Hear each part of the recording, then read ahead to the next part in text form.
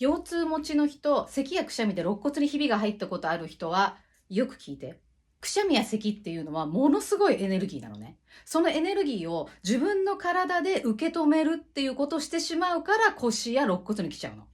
らくしゃみや咳をするときっていうのは、この手で壁とか自分以外のものに触れる。で、そこに向かって咳込んだり、そこに向かってハクションっていう風に衝撃を自分で受け止めないで外に逃がしてあげるっていうのが大事。受け止めるような咳とか受け止めるようなくしゃみをしてしまうから腰や肋骨に負荷がいってしまうので、その負荷っていうのは受け止めないように外に発散すれば OK。